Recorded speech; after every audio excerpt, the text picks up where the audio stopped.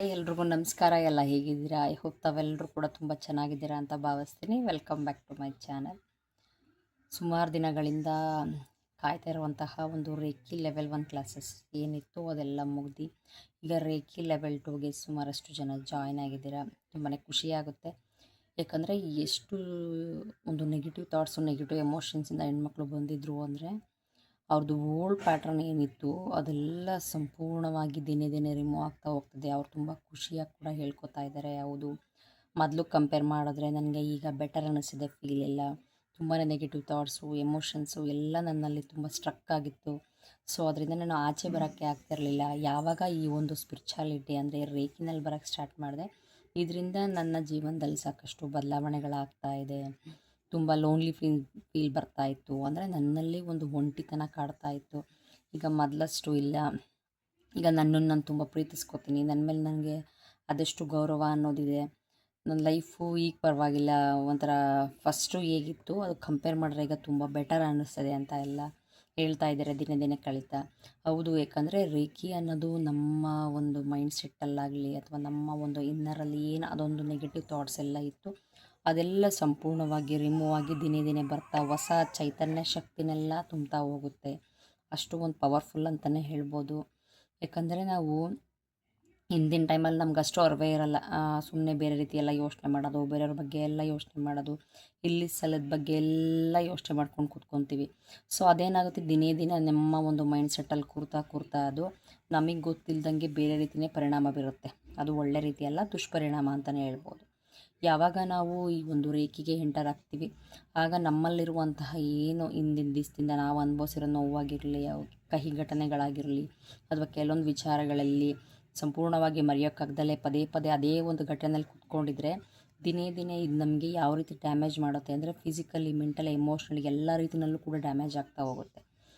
So ಈ ಒಂದು reiki ಶಕ್ತಿ ಏನು ಮಾಡುತ್ತೆ ಅಂದರೆ ನಿಮ್ಮಲ್ಲಿ ಏನು ಇಷ್ಟು ದಿನ ಕೂತಿತ್ತು ಆ ಒಂದು ಬೇಡವಾದ ಯೋಚನೆ, ಆಲೋಚನೆ, ಆ ನೆಗೆಟಿವ್ ಥಾಟ್ಸು ಎಮೋಷನ್ಸು ಎಲ್ಲ ದಿನೇ ದಿನೇ ನಾವು ಯಾವಾಗ ಹೀಲ್ ಮಾಡೋಕ್ಕೆ ಶುರು ಮಾಡ್ತೀವಿ ಇದ್ರ ಬಗ್ಗೆ ಸಂಪೂರ್ಣವಾಗಿ ತಿಳ್ಕೊಂಡು ಆಗ ನಮ್ಮಲ್ಲೇ ನಮಗೆ ಗೊತ್ತಿಲ್ಲದಂಗೆ ನಮ್ಮದು ಏನು ಓಲ್ಡು ಆ ಒಂದು ಪ್ಯಾಟ್ರನ್ಸ್ ನೆಗೆಟಿವ್ ಏನೇನಿತ್ತು ಅದೆಲ್ಲ ಸಂಪೂರ್ಣವಾಗಿ ರಿಮೂವ್ ಮಾಡ್ತಾ ಹೋಗುತ್ತೆ.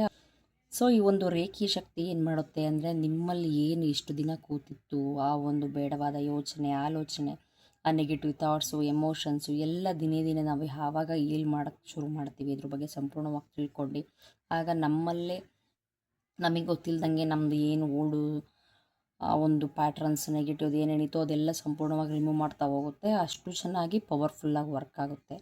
ಸೊ ಹಾಗಾಗಿ ನನ್ನದ್ರಲ್ಲಿ ಆಲ್ಮೋಸ್ಟು ಕ್ಲಾಸಸ್ಗೆ ಹೆಣ್ಮಕ್ಳೇ ಜಾಯ್ನ್ ಆಗಿರೋದು. ಯಾಕಂದರೆ ಹೆಣ್ಮಕ್ಳಿಗೆ ಅನಿಸುತ್ತೆ, ಹೌದು ನಾವು ಮನೆಯಲ್ಲಿ ಕೂತ್ಕೊಂಡು ಅಥವಾ ಆಚೆ ದುಡಿತಾ ಇರ್ತೀವಿ, ಎಲ್ಲೋ ಏನೇನೋ ನೆಗೆಟಿವ್ ಥಾಟ್ಸು ಎಮೋಷನ್ಸ್ ಎಲ್ಲ ಬರ್ತಾ ಇರುತ್ತೆ. ಹೇಗೆ ಅದರಿಂದ ಆಚೆ ಬರಬೇಕಂತ ಗೊತ್ತಾಗಲ್ಲ. ಸಾಕಷ್ಟು ಏನೇನೋ ಮೆಥಡು ಟೆಕ್ನಿಕ್ಸ್ ಎಲ್ಲ ಟ್ರೈ ಮಾಡ್ತಾ ಹೋಗ್ತೀನಿ, ಆದರೂ ಆಗಲ್ಲ ಅಂದವರು ಈ ಒಂದು ಜರ್ನಿಗೆ ಯಾರು ಬರ್ತಾರೆ ರೇಖಿಗೆ.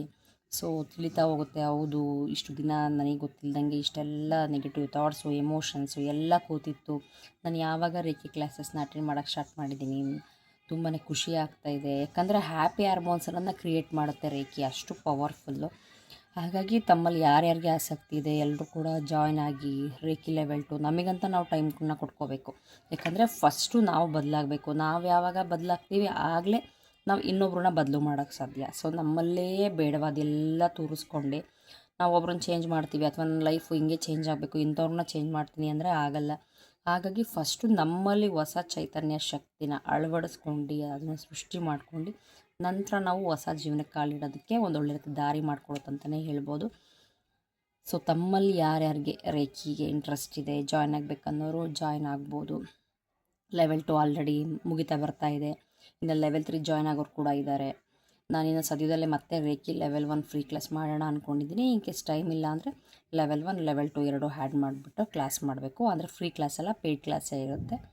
ನೋಡೋಣ ಮುಂದೆ ಏನಾಗುತ್ತೆ ಅಂತ. ಈಗ ಸದ್ಯಕ್ಕಂತೂ ಲಾ ಆಫ್ ಅಟ್ರಾಕ್ಷನ್ ಕ್ಲಾಸಸ್ಸು ಒಂದಷ್ಟು ಜನಕ್ಕೆ ನಡೀತಾ ಇದೆ. ಮನಿ ರೇಖಿ ಕ್ಲಾಸ್ ಇತ್ತು ಲಾಸ್ಟ್ ವೀಕು, ಅದು ಕೂಡ ಕಂಪ್ಲೀಟ್ ಆಗೋಯಿತು. ಈಗ ಸದ್ಯಕ್ಕೆ ರೇಖಿ ಲೆವೆಲ್ 2 ನಡೀತಾ ಇದೆ. ಸೊ ತಮ್ಮಲ್ಲಿ ಯಾವುದಾದ್ರೂ ಕೋರ್ಸಿಗೆ ಜಾಯ್ನ್ ಆಗಬೇಕಂತ ಆಸಕ್ತಿ ಇದ್ದರೆ ಕಮೆಂಟ್ ಮಾಡಿ. ನಾನು ನಿಮಗೆ ಎಷ್ಟು ದಿನ ಹಿಡಿಯುತ್ತೆ ಕೋರ್ಸು, ನಿಮ್ಮ ಒಂದು ಟೈಮಿಂಗ್ಸ್ ಯಾವ ರೀತಿ ಸೆಟ್ ಮಾಡ್ಕೋತೀರ ಆ ಒಂದು ಟೈಮಿಂಗ್ಸ್ಗೆ ನಾನು ಕ್ಲಾಸಸ್ ಮಾಡ್ತೀನಿ.